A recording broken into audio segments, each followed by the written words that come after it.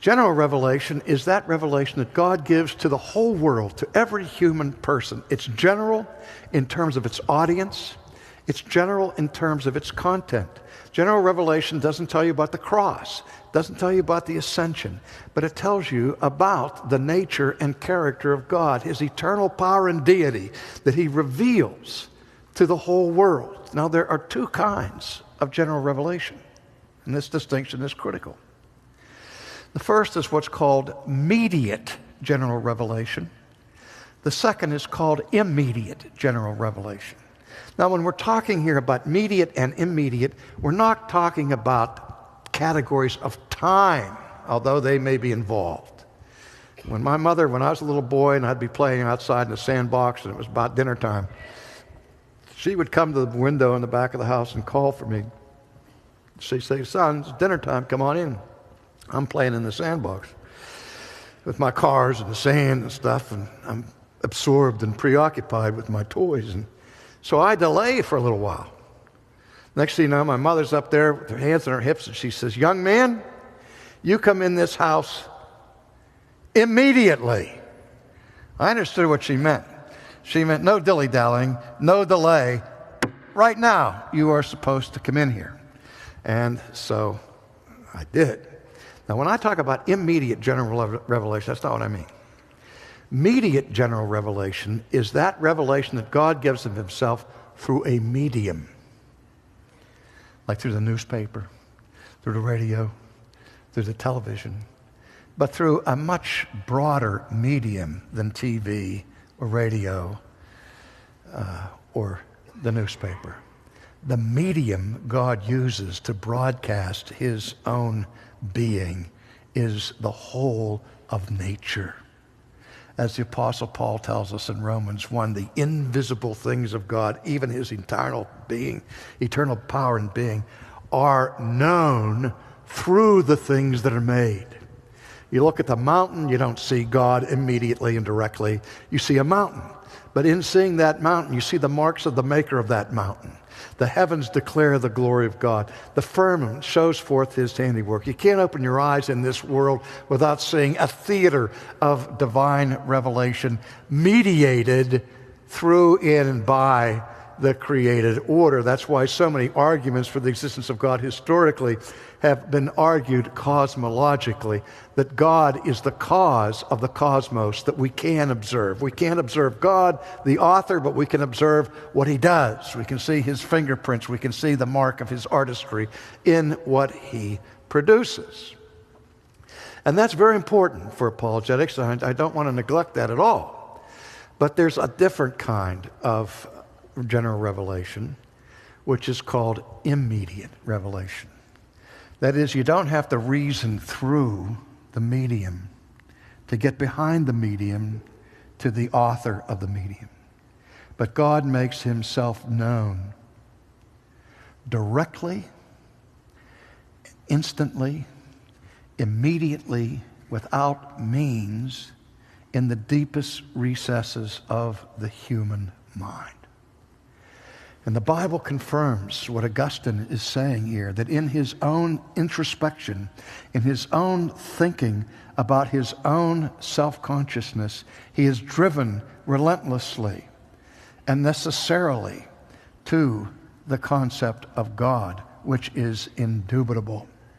And so Calvin, who was a great student of Augustine, argues in the same manner and speaks that every human being, which Paul declares in Romans 1 and 2, not only has the advantage of this theater of immediate revelation outside of ourselves, but we also have the immediate revelation of God in our minds, in our souls. What Calvin calls the inextinguishable sensus divinitatis, the sense of the divine within ourselves. And it's universal. This is why man is not just homo sapiens, but he's homo religiosus. He cannot escape the knowledge of God, because it's not just simply out there, but it's in here.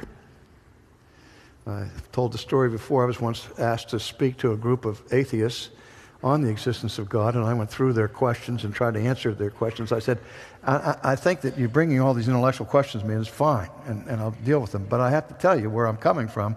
I'll put my cards on the table and be absolutely honest. I don't think that your problem with God is intellectual at all. Your problem with God is not that you don't know He exists. Your problem is a moral problem. You hate Him. You can't stand Him.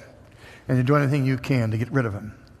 That's the biblical picture of how the human condition is. That we will not have God in our thinking. But here's the thing. God will not allow us to extinguish Him from our thinking. We cannot escape Him. We can try to suppress that knowledge. We can try to deny that knowledge. We can try to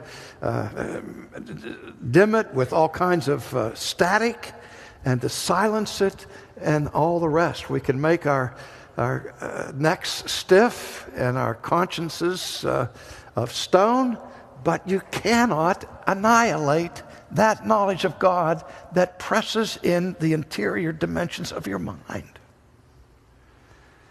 And again, that knowledge that God plants in your mind to any thinking person is absolutely compelling. I think, everybody thinks that Aquinas' great strength in his argument for the existence of God was within his 5 ways to God, and they talked about the cosmological argument. Well, that was a brilliant thing, but I don't think it met at all the depth of his thinking in terms of God as a necessary being.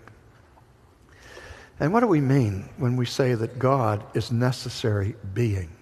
Well, let me just take a moment to unpack that. There are 2 ways in which we can talk about God as necessary being. God is ontologically necessary, and He's logically necessary. Sorry for that, you guys that are doing the translation there, but you can handle it, Chuck. You know how to do this stuff. The ontological necessity of God is this. Where Augustine thought about his own consciousness, his own self, and he realized that the instant he was aware of himself as a self, he was at the same time aware of himself as being finite. That finitude was part of the content of self-consciousness. And he said that he understood that Augustine's existence is not necessary. R.C. Sproul's existence is not necessary. The world could get along perfectly well without me. You don't have to have me existing in order to have a world to study. My being is contingent, derived, dependent, finite, and all those things I've said, and it's mutable. So my being is not necessary. A necessary being is a being who cannot possibly not be. And if you go back through this process that I've introduced you to in your mind today, that if anything exists now, something has existed eternally, and that which has existed eternally has necessary being, or it couldn't be. And the only being who has necessary being is God. Pure being. A being that does not change, a being that's not dependent, finite, contingent, or derived. It has the power of being within itself. Contemplate that, my dear friends, and it'll drive your prayer life to the moon and beyond when you contemplate what kind of being God is. God is necessary being. He's a being who cannot not be. And there never will be a time when He will not be, and there never was a time when He was not. He is. I am who I am, always and forever.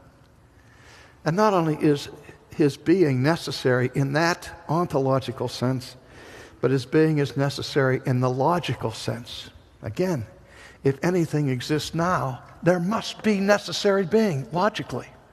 So that logic requires, just as 4 and 3 is 7, logic requires a self-existent eternal being. And if you have a logical requirement, a necessary logical requirement of necessary being, you have philosophical certainty. It's that simple. So that you can put on your list of the top 10 things that you know for sure. Is that I know that God exists. I don't just hope it. I just don't trust it. I don't just believe it. I know it. It cannot not be. And I find that truth not by looking at you or talking at you. I find it where I live. in my mind.